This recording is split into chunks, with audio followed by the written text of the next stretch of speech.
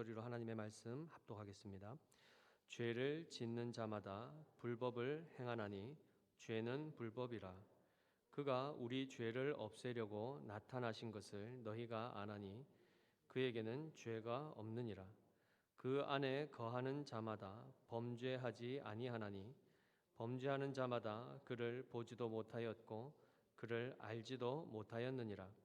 자녀들아, 아무도 너희를 미혹하지 못하게 하라. 의를 행하는 자는 그의 의로우심과 같이 의롭고 죄를 짓는 자는 마귀에게 속하나니 마귀는 처음부터 범죄함이라. 하나님의 아들이 나타나신 것은 마귀의 일을 멸하려 하심이라. 아멘. 우리가 지난 시간에 요한일서 3장 1절에서 3절까지의 말씀을 먼저 살펴보게 되었습니다. 하나님께서 어떠한 사랑을 우리에게 쏟아부으셨는가? 그리고 하나님께서 그 사랑을 왜 쏟아부으셨는가? 우리를 자녀 삼기 위함이라 말씀을 드렸습니다. 그래서 특별히 성도에게 있어서 굉장히 중요한 정체성은 무엇이냐면 내가 은혜로 말미암아 하나님의 자녀가 되었다는 그 신분의 변화, 신분에 있어서 구원의 자리에 있게 된 그것이 우리에게는 불변한 사실이요, 우리가 선하거나 선을 행하거나 의로운 행위를 하기 이전에 극단으로 가서는 죄악과 부패와 썩음과 사망 아래에 있었던 우리를 하나님이 그 상태에서 우리가 아직 죄인 되었을 때에 거기서 하나님이 긍휼로 하나님의 사랑으로 우리를 그곳에서 건져내시사 하나님 자녀 삼으셨습니다. 따라서 이 신분은 내가 예수를 믿었기 때문에 선물로 거기에 대한 응답으로 보상으로 우리에게 구원을 주신 개념이 아닙니다. 자녀가 출생하는 것을 비유로 말씀을 드렸었죠. 기억하실지 모르겠습니다. 자녀가 내가 부모를 선택하거나 내가 태어나야지 해서 자기의 의지로 태어나는 것이 아닙니다. 자녀는 출생함으로 인하여, 즉 수동적으로 낳아짐으로 인하여 그는 법적으로 신고를 하여 등록하기 전에 이미 그는 DNA에서부터 모든 몸의 조직이 부모로부터 그것을 공유하게 되고 그리하여 그는 태어남과 동시에 자녀가 되는 것이죠. 그가 엄마를 알아보거나 아빠를 알아보기 이전에 이미 그는 태어남과 동시에 자녀가 되는 것입니다.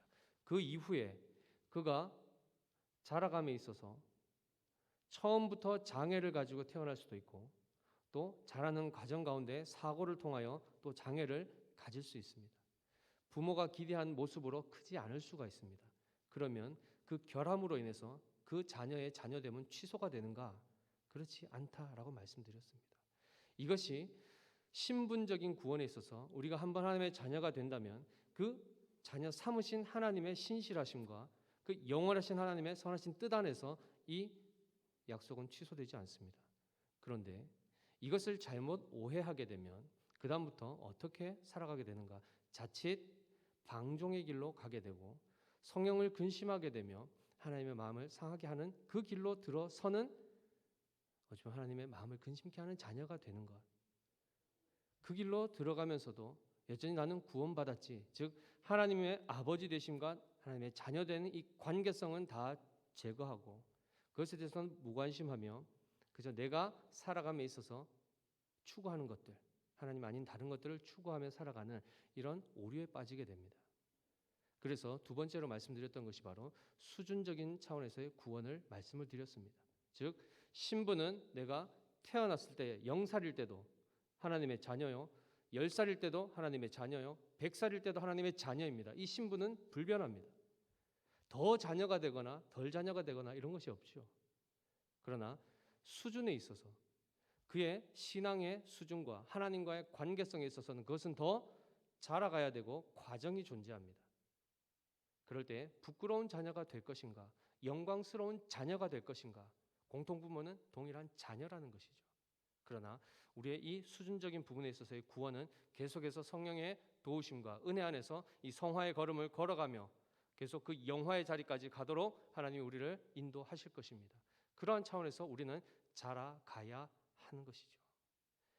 따라서 이 수준적인 구원에 있어서는 이것은 아직 완성되지 않았습니다. 그것은 계속 가변적이며 때로는 우리가 넘어지기도 하고 때로는 하나님 앞으로 달려가기도 하는 이 모든 우여곡절을 지나 결국 주님이 오시는 그날, 요한일서 3장 2절의 말씀해 보시면 사랑하는 자들아 우리가 지금은 하나님의 자녀라 장래에 어떻게 될지는 아직 나타나지 아니하였으나 그가 나타나시면 우리가 그와 같을 줄을 아는 것은 그의 참모습 그대로 볼 것이기 때문이니. 마지막 날 주님이 오신 날, 주님이 오시면 우리가 그 주님과 대면하여 만나게 될 때 우리가 주님으로 말미암아 그와 닮은 모습으로 변화될 것을 말씀하시는 것입니다. 장래에 어떻게 될 것이 아직 나타나지 않았다는 것은 미래에 무슨 일이 일어날지 우리는 모른다, 불안한 차원이 아니고 얼만큼 하나님 우리를 영화롭게 하실지 우리는 감을 잡을 수 없는 차원이죠.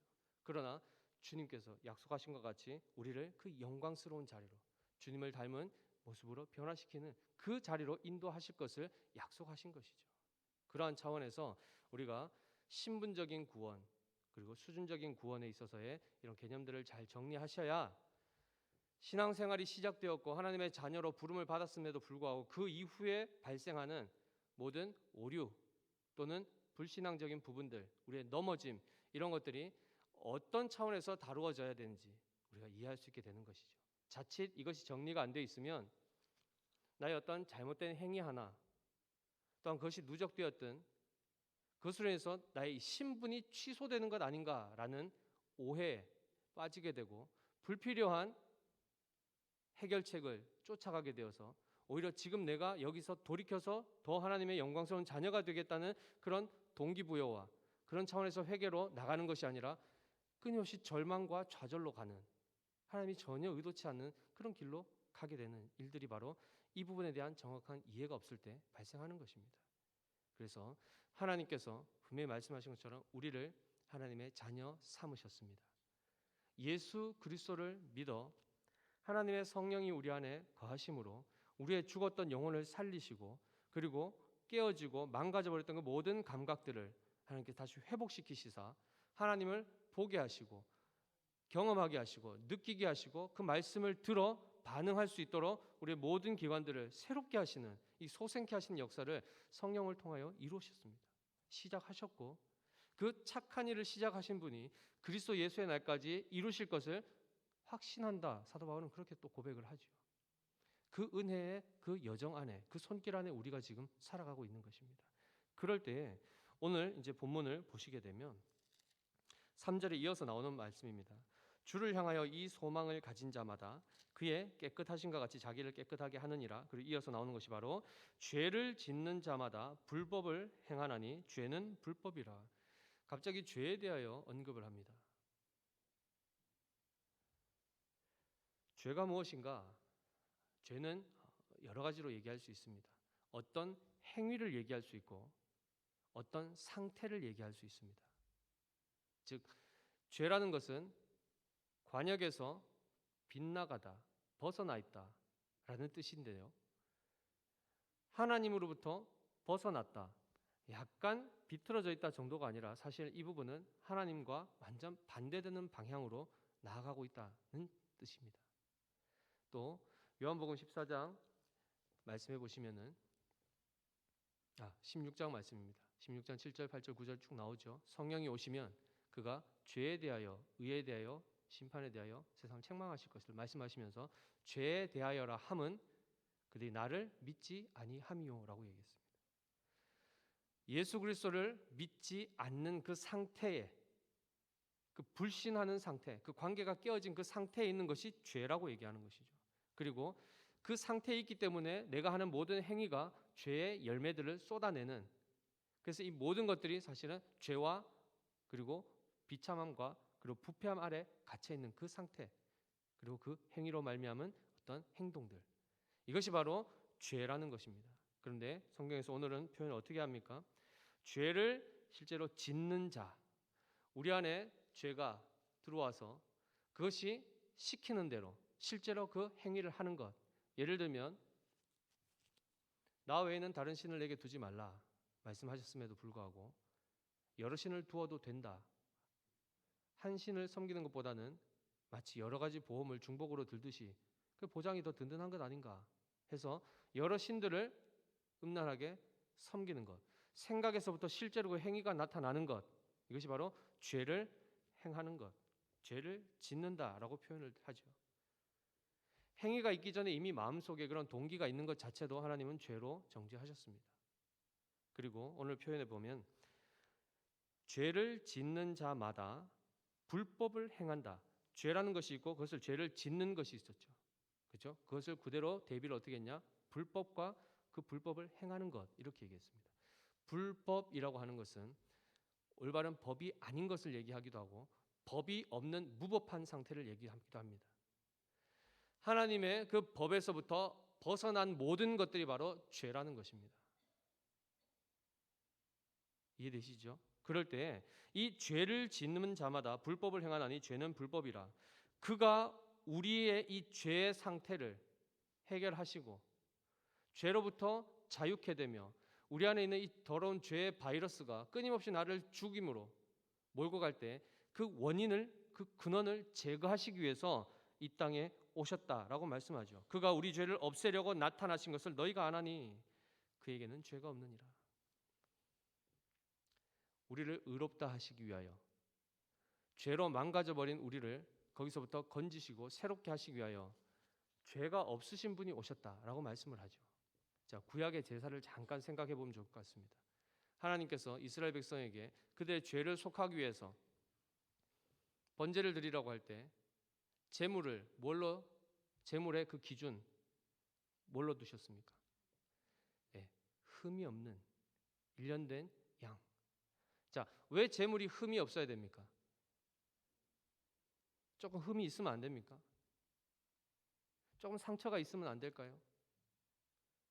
어차피 그 피를 하나님 앞에 드린다 그러면, 그냥 제물이 죽어야 된다 그러면 좀 흠이 있든 없든 무슨 관계가 있겠습니까?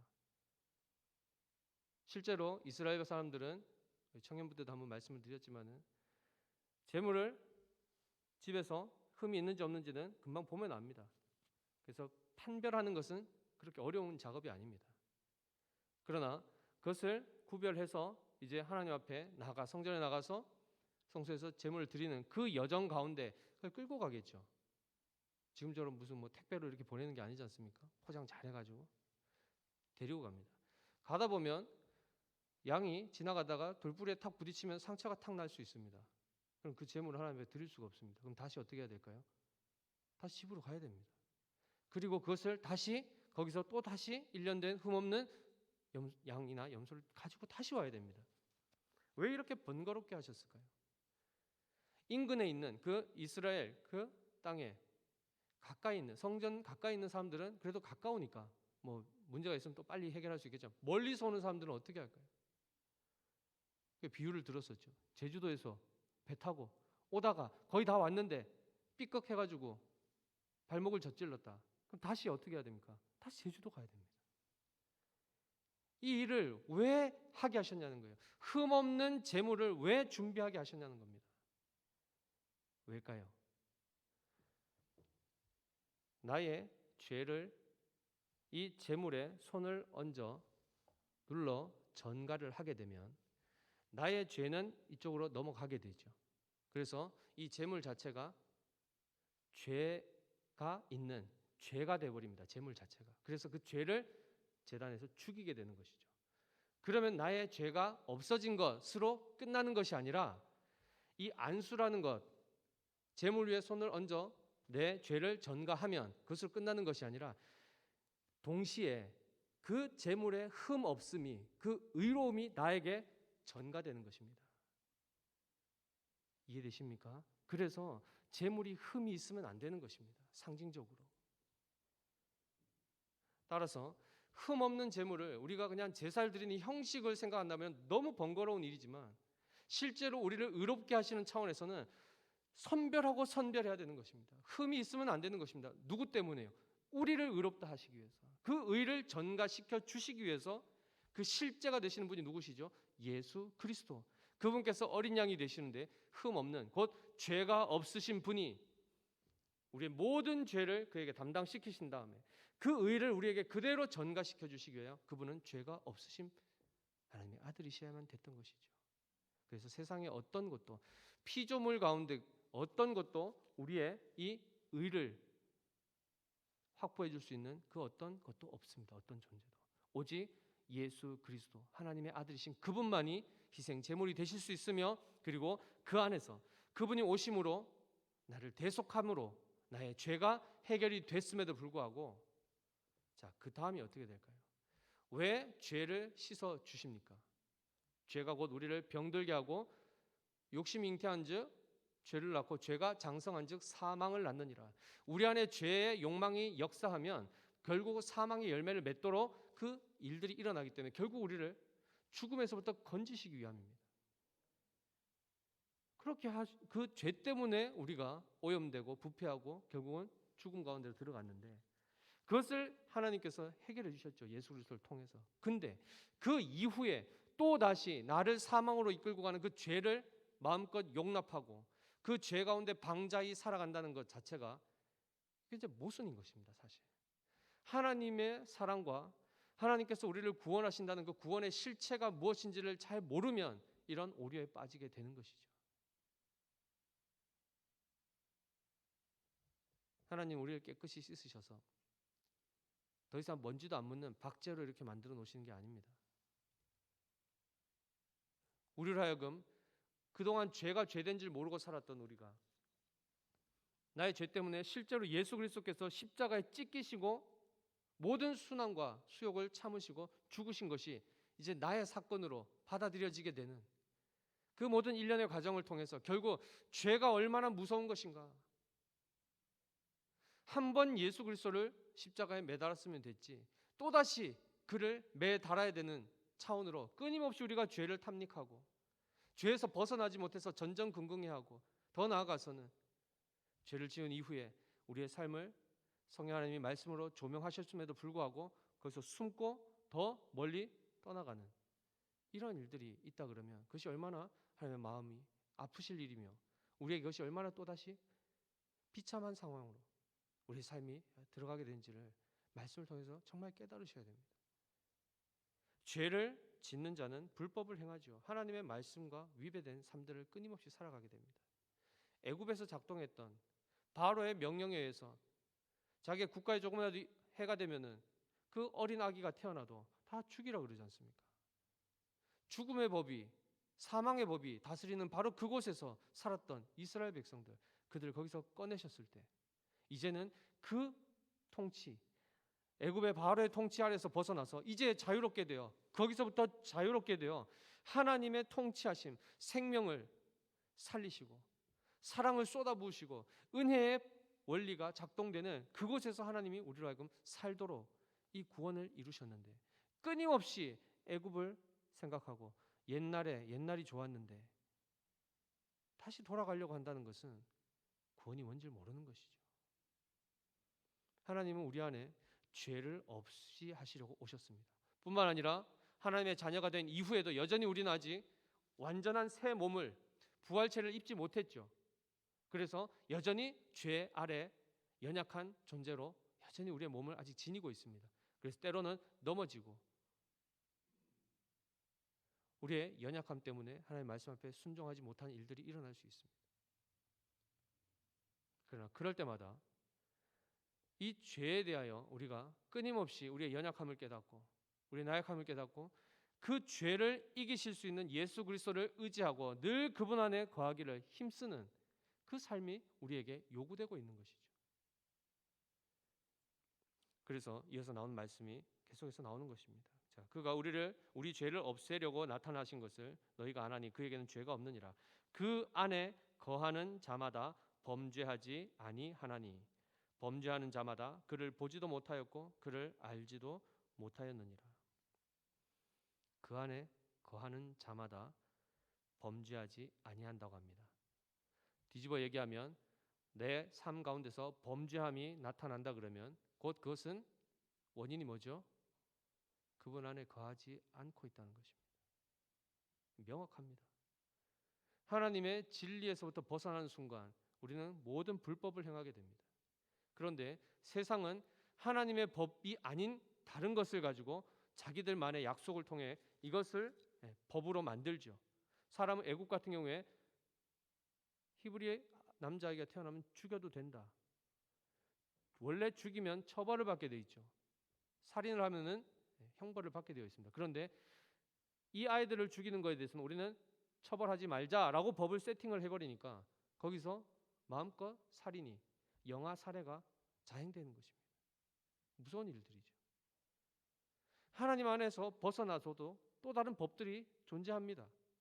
이게 다시 다 하나님의 기준에 보면 다 불법인 것입니다. 그 일들을 끊임없이 하나님의 자녀로서 행한다. 이것은 말이 되지 않는다는 것입니다. 그건 하나님이 누구신지도 알지 못하고 그를 보지도 경험하지도 못한 사람들의 소행이라는 것이죠. 그래서 철저하게 예수 그리스도를 믿는 그리스도인이 된다는 것은 가장 먼저 본질적으로 우리가 철저한 죄인임을 우리가 깨달을 때 그리스도의 십자가가 은혜로 다가오고 그 안에서 끊임없이 죄에 대해서 지금 비록 내가 연약하지만 궁극적으로 내가 이 죄를 멀리해야 되구나, 내가 더 예수 그리스도께로 가야 되는구나를 우리 마음에서부터 간구함과 탄식으로 하나님 앞에 쏟아낼 수 있게 되는 것입니다. 죄를 가까이 하지 마십시오. 불법을 행한다 했기 때문에 올바른 법을 행하려면 그 법을 바르게 알아야 되지 않겠습니까? 하나님의 율법, 그것은 우리를 지키면 구원시킨다는 개념이 아닙니다. 이제는 우리가 하나님의 자녀가 되었기 때문에 그 말씀이 무슨 뜻인지를 알고 하나님을 사랑하기 때문에 그 계명이 나로 하여금 나를 복되게 하고 나를 참된 생명의 길로 인도하신다는 것을 알기에 그 길을 순복하고 따라가는 것입니다. 그래서 이 부분에 있어서 바리새인들과 즉 율법주의자들과 차이점이, 똑같은 성경을 들고 있지만은 그들은 이 성경을 구원을 얻는 수단으로 썼습니다. 그럼 우리는 구원받은 자이기에 그 다음에 하나님을 사랑하기에 그 사랑한 나를 사랑하신 하나님이 우리로 하여금 이렇게 살아갈 것을 명령하실 때 기쁨으로 그 앞에 순복하고 내 힘으로 할 수 없기에 성령의 도우심 안에서 일들을 감당하고자 기도하며 하나님과 끊임없이 그 안에 거하기를 힘쓰는 삶을 우리가 살아가는 것이죠. 따라서 율법이라는 이 명확한 선이 주어지는 것은 굉장히 중요합니다. 내가 어디에서 넘어졌는가, 어디에서 떨어졌는가를 볼 수 있게 됩니다. 그리고 그때 그것은 우리를 그저 심판하고 정죄하고 죽이기 위한 하나의 기준으로 주어지는 것이 아니라 이제 우리는 그리스도인이 된 사람들은 거기서부터 내가 여기서 우리가 생겼구나, 잘못했구나, 빨리 돌이키게 되는 이 올바른 회개의 삶과 성화의 삶을 비로소 살아가게 되는 것입니다. 따라서 7절 보십시오. 자녀들아, 아무도 너희를 미혹하지 못하게 하라. 의를 행하는 자는 그의 의로우심과 같이 의롭고 죄를 짓는 자는 마귀에게 속하나니 마귀는 처음부터 범죄함이라 라고 되어 있습니다. 여기서도 시작을 뭐라고 했죠? 자녀들합니다. 자녀들아. 아무도 너희를 미혹하지 못하게 하라. 이 미혹이 뭘까요? 예수 믿고 나면 그 다음부터는 모든 죄를, 우리 영원토록 우리의 모든 죄를 예수 그리스도께서 다 갚아주셨지 않냐. 모든 죄에 대한 책임을 하나님이 다 예수 그리스도를 통해서 갚아주셨지 않냐. 그래서 그 다음에 이제는 우리가 뭐 더 할 것도 없고 죄를 지어도 괜찮다라는 식으로 이야기하는 사람들이 있다는 것입니다. 이 당시만 하더라도 영지주의에 대해서 한번 얘기를 드렸죠. 육체는 어차피 더러운 것이고 이것은 뭐 다 망가져서 육체는 이 땅 가운데서 그냥 없어져야 될 것이고 나의 영혼만 구원받으면 된다라고 얘기하는 사람들이었습니다.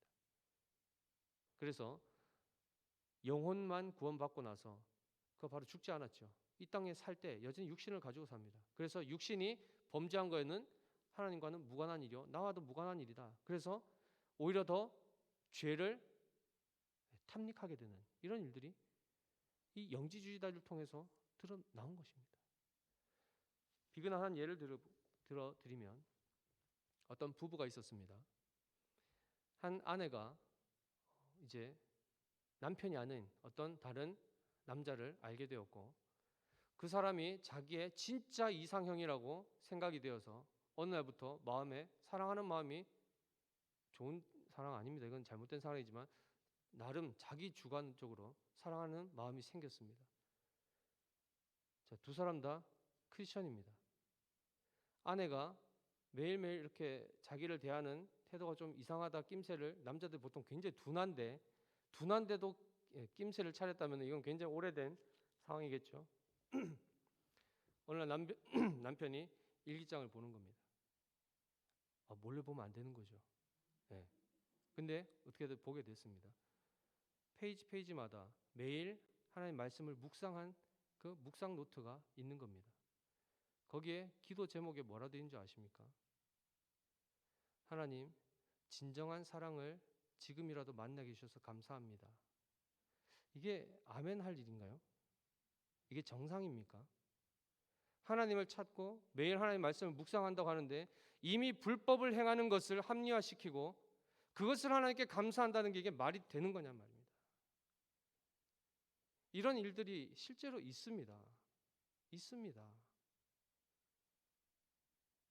그러니까 이런 것을 두고 그 성도가 이미 하나님의 말씀에서부터 벌써 이탈해서 너무 멀리 어둠의 길로, 죽음의 길로, 죄에 여전히 종로로 사며 들어갈 때 가만히 두는 것이 맞습니까?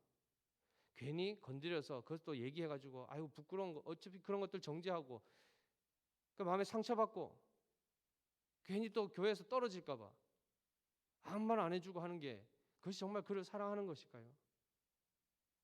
예수님이 이 땅에 오신 것은 죄를 없이 하려 오셨습니다. 우리를 거룩한 하나님의 자녀 만드시기 위하여 자신의 생명과 모든 자기의 의를 우리에게 쏟아부으셨죠. 우리를 그리로 인도하시는 것입니다. 우리 잘못할 수 있습니다. 그런데 그것은 괜찮은 일이 아닙니다. 그럴 수 있는 일이 아닙니다.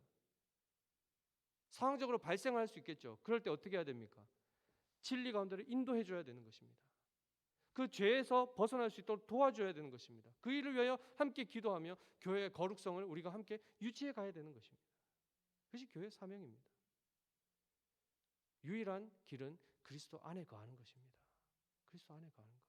그렇지 않으면 우리는 곧 그리스도를 이탈하자마자 중립지대에 있는 것이 아니라 사단의 그 속박 아래 들어가게 되어 있습니다. 그래서 8절의 말씀과 같이 죄를 짓는 자는 마귀에게 속하나니 마귀는 처음부터 범죄함이라. 하나님의 아들이 나타나신 것은 마귀의 일을 멸하려 하심이라. 분명합니다.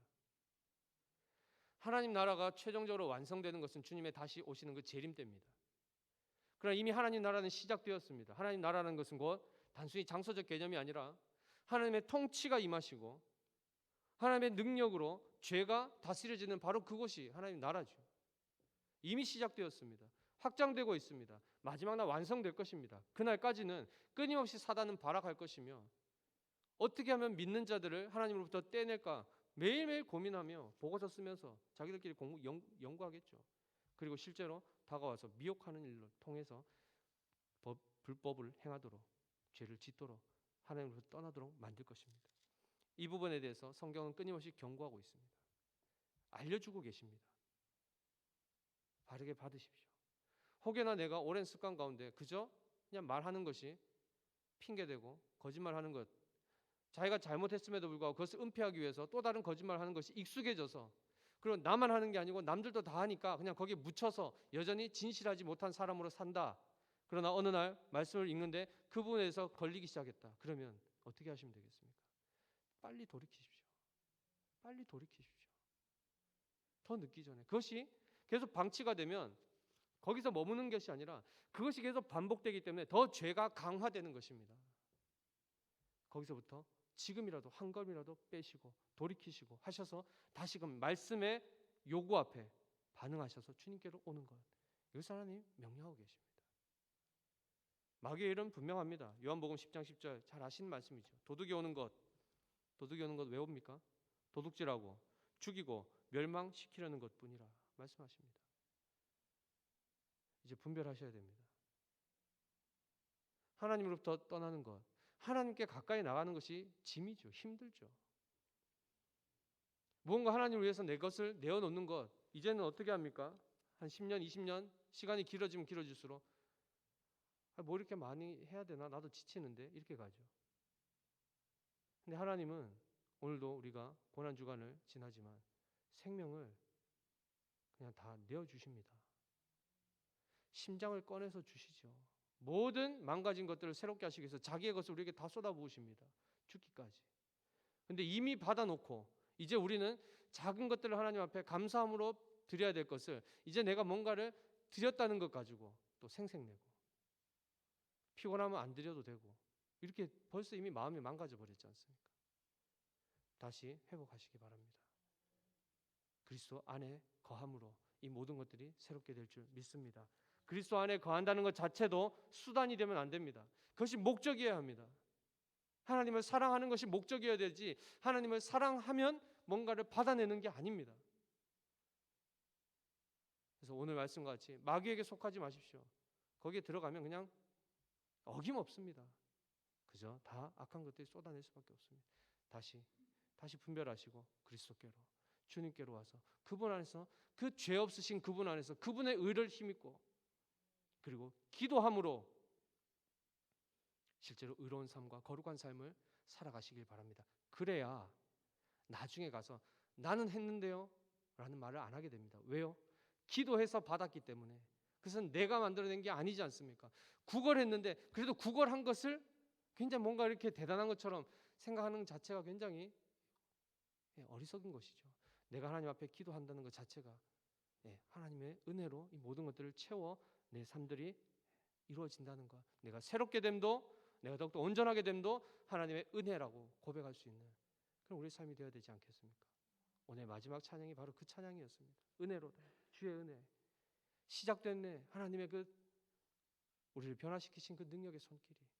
그래서 이 찬양들을 기억하시며 오늘 또 주신 말씀을 기억하시며 한 주간 사실 때에 우리는 그리스도께 속한 자요 하나님의 자녀로 부름받아 이미 거룩한 삶을 향하여 지금 달려가고 있는 사람들을 기억하셔서 혹여나 말씀에서 이탈하거나 뒤로 물러가게 될 때 다시 정신 차리고 거기서부터 다시 회심하고 회개하고 주님께로 돌아와 매일매일 우리의 삶을 통해 하나님의 영광을 드러내는 복된 삶을 사시는 우리 베델의 모든 지체들 되시기를 주님의 이름으로 축원드립니다.